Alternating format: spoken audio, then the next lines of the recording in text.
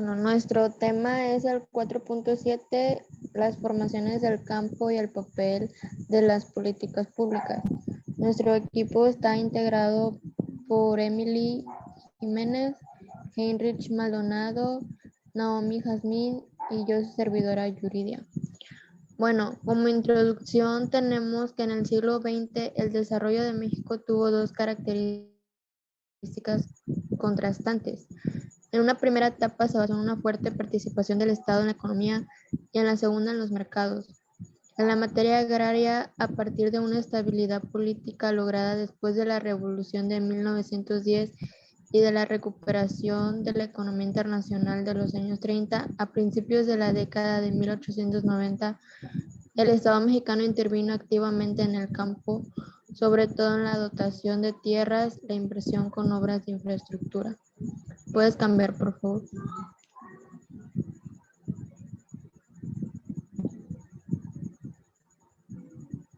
Las tendencias 1929 a 2008.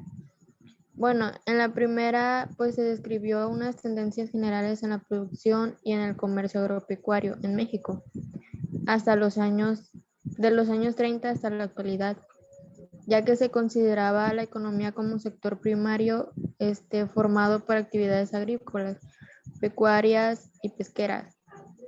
Desde el principios del siglo XX a la mayor importancia, la participación de la agricultura en el valor del Producto Interno Bruto primario se fluctuó entre el 70 y 63%, la ganadería entre 38 y 28%, y la pesca no ha superado el 9%.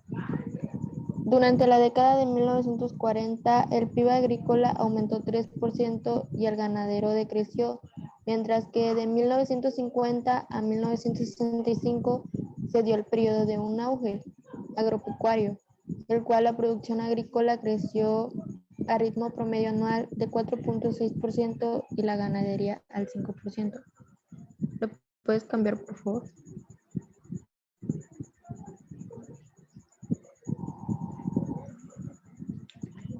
El ritmo de crecimiento del PIB agropecuario PIBA experimentó altibajos durante el siglo XX, al igual que sus dos componentes. En la década de 1930 el PIB creció 2% en promedio anual, revirtiendo la tendencia negativa que tuvo durante la década previa a raíz de la Revolución y a la depresión estadounidense a fines de los 20. Bueno, como podemos observar, ahí nos dice que las tasas medias de crecimiento del PIB de 1940 a 2007.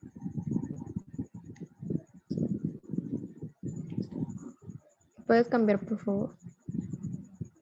Bueno, en esa diapositiva nos está indicando el volumen de producción de los principales alimentos en México, el frijol, los cereales, cultivados pues ya en el país tradicionalmente, arroz, maíz, trigo y etcétera. Esto aumentó sustancialmente desde la década de 1930 hasta mediados de los 70. En general, la oferta de los principales alimentos producidos en México, llamados cultivos básicos, pues tuvo esta tendencia similares al Producto Interno Bruto del agrícola. ¿Lo puedes cambiar, por favor?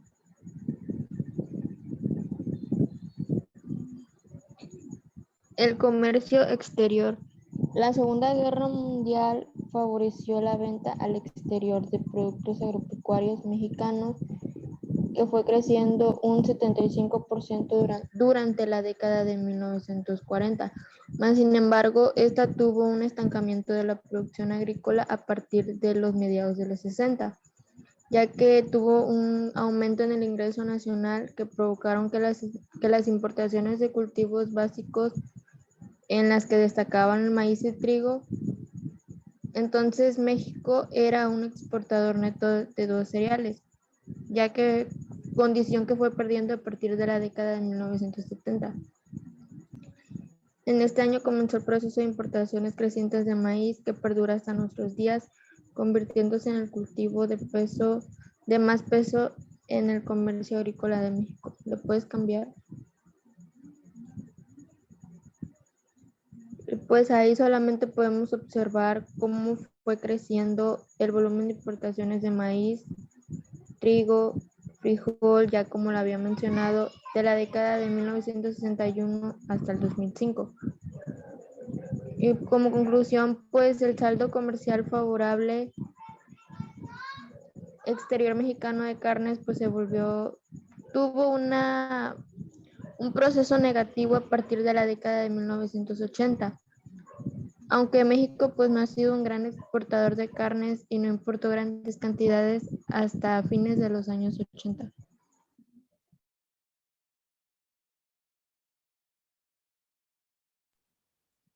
Bueno, determinantes de la evolución económica del campo mexicano. Pásale, por favor. Las precondiciones y el inicio del crecimiento agropecuario, 1940 a 1950. La reforma agraria se inició en la década de 1920 con las reglamentaciones establecidas sobre la restitución y dotación de tierras y con el reparto masivo de las mismas durante la década posterior, a partir de la promulgación y aplicación del Código Agrario en 1934. Una consecuencia de la dotación de tierra y del aumento de la población rural fue el crecimiento del minifundio. En 1960, el 90% de la tierra ejidal estaba distribuida en tendencias de menos de 10 hectáreas, mientras que del otro lado del espectro, 3% de las propiedades conformadas por grandes unidades agrícolas era responsable de 54% del producto agrícola total. Durante el gobierno del presidente Cárdenas, la dotación de tierras fue más del doble que la realizada entre 1925 y 1934. Durante el cardenismo se repartieron 17.9 billones de hectáreas y para 1940 se había repartido 15% del territorio nacional entre casi 2 millones de personas. La propiedad privada estuvo formada por lo que son agricultores y ganaderos. Decían que eran las grandes y medianas extensiones de tierra y sobre todo en el norte del país. También estaba formada por minifundistas que decían que eran en algunas zonas que eran principalmente en algunas zonas montañosas y en el sureste. La propiedad social, que eran los núcleos agrarios, estuvo compuesta por ejidos y por comunidades agrarias con derecho de propiedad común. Los primeros usaban la tierra fundamentalmente con fines agropecuarios y en extensiones medianas y muy pequeñas, y las segundas con derechos de explotación comunal, sobre todo en pastizales, montes y bosques. ¿Puede pasar, por favor, Mary? De 1940 a 1945, la primer variable subió una tasa promedio anual de 1.3 y de 5.5% en el quinquenio siguiente, y los rendimientos lo hicieron en 4 y en 8% respectivamente. Entre los eventos que explican el buen comportamiento de la agricultura mexicana durante los años 40 destacan la apertura de alrededor de 1 millón de hectáreas de tierra a la irrigación y la seguridad otorgada a los propietarios privados de tierra mediante la aplicación del derecho de amparo. Esto se dio de manera paralela con el aumento en la demanda internacional de alimentos causada por la Segunda Guerra Mundial. La economía mexicana también experimentó inflación en algunos años del periodo, o en términos nominales, los precios subieron en más de 15% en 1937 y de 1942 a 1946. También el peso se devaluó frente al dólar estadounidense en 1938, 26% respecto a 1937. También en 1949, casi 40% en relación con 1948. ¿Le puedes pasar, por favor? Bien. El auge 1950, mediados de los 60. De mediados de los años 50 hasta 1972, México se caracterizó por la estabilidad macroeconómica. La inflación anual fue menor a 5% y el tipo de cambio se mantuvo en 12.5 pesos por dólar. De 1950 a 1965, el valor de la producción agrícola a pesos constantes creció a un ritmo promedio anual muy superior al de la década de 1940 y la ganadería se recuperó notoriamente.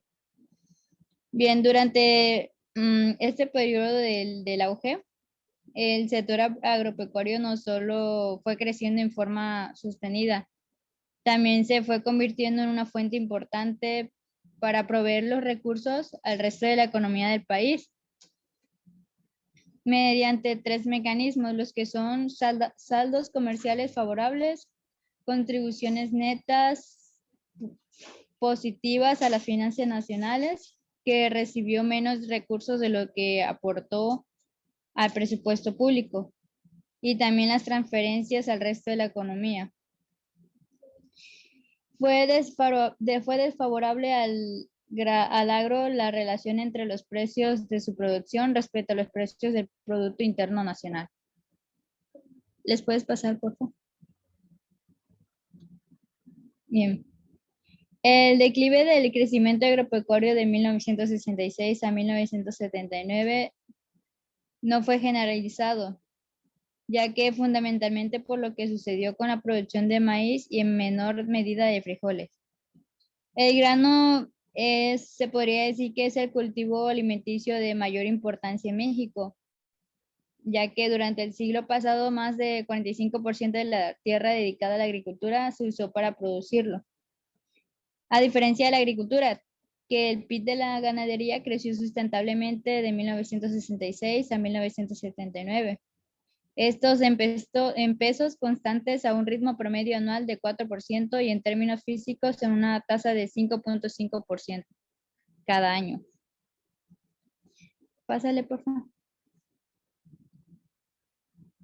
El declive del crecimiento agropecuario de 1966 a 1979.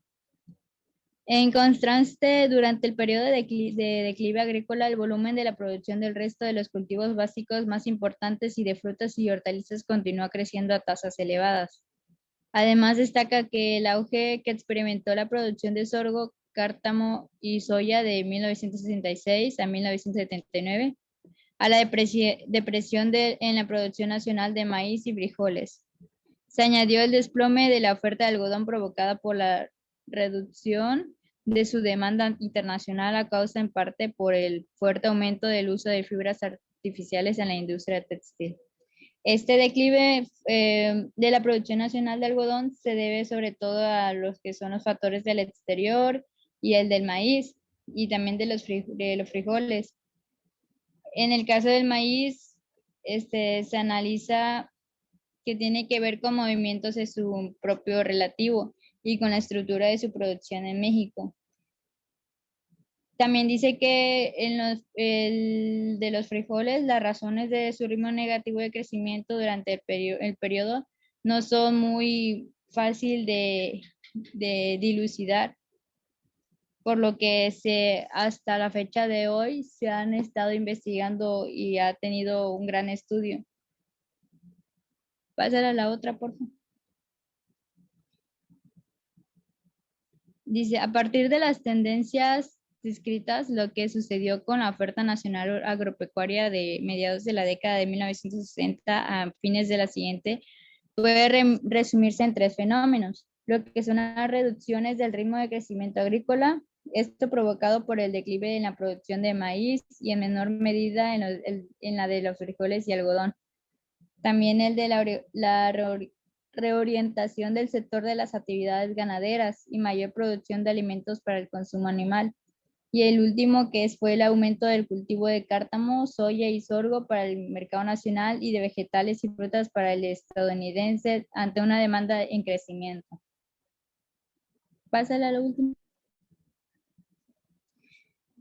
Bien, del comienzo de la llamada crisis agrícola a la fecha han transcurrido más de 40 años y sabemos que en la actualidad permanece en México la agricultura familiar de subsistencia, sea esta privada o ejidal.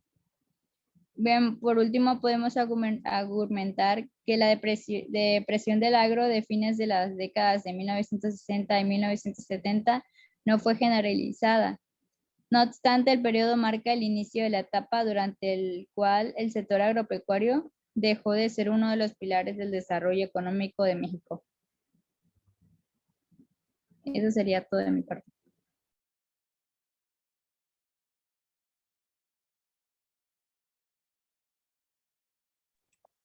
La crisis macroeconómica y el inicio de las reformas. En México, poco duró la euforia provocada por el descubrimiento de los ricos yacimientos de petróleo en los 70s en el contexto de la crisis internacional de los hidrocarburos de 1973 y el consecuente aumento en sus precios. La esperada administración de abundancia durante el auge petrolero mexicano desapareció a raíz de los agudos problemas macroeconómicos entre 1982 y 1983, causados en parte por el desplome en los precios internacionales de petróleo y por la incapacidad de pago de la deuda internacional contraída por el gobierno del presidente. Cámbiale. Siguiente.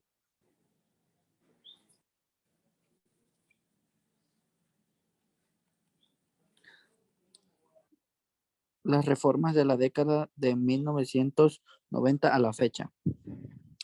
La liberalización de la economía se basó en los preceptos más simples de la teoría microeconómica neoclásica.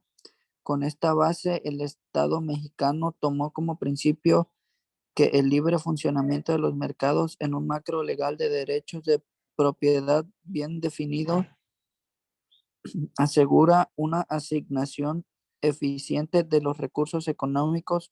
El proceso se da con base en las decisiones individuales de los agentes a partir de los precios establecidos por los mercados. Eso sería todo de mi parte.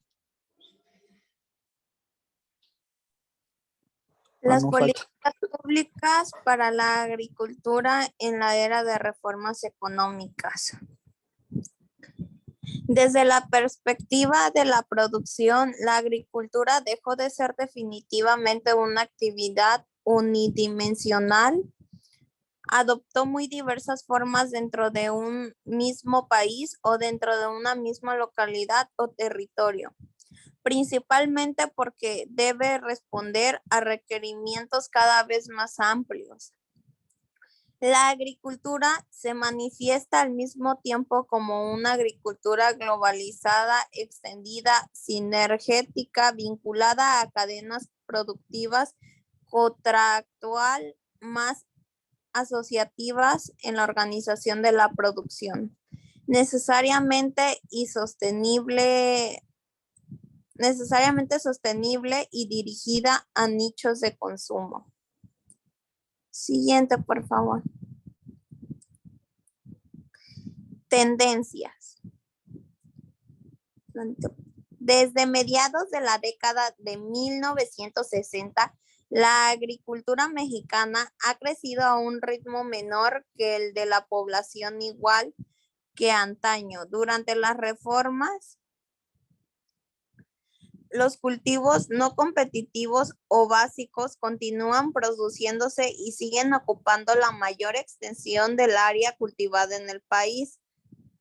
No obstante, ha habido un cambio en la composición de la producción nacional de estos bienes.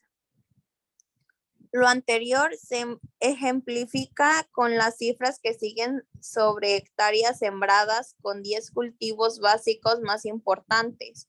Si se excluye al arroz, trigo y frijoles, las cifras muestran que a partir de esa década subió la participación del maíz, sorgo y cebada en el área sembrada con cultivos básicos. Entre 1980 y 1993. Su peso en el área sembrada fue de alrededor del 90% y aumentó a más de 96% entre 1994 y 2006. Siguiente, por favor.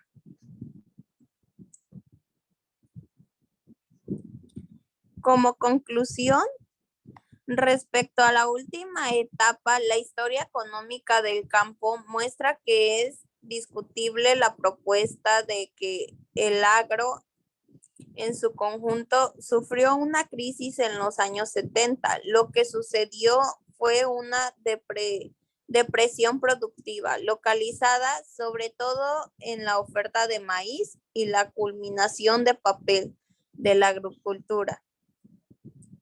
Como uno de los pilares del desarrollo económico de México, otra enseñanza de la historia es que fuerte intervención estatal de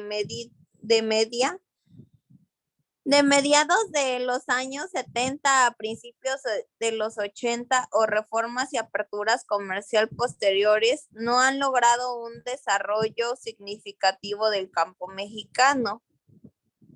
Sería todo por mi parte.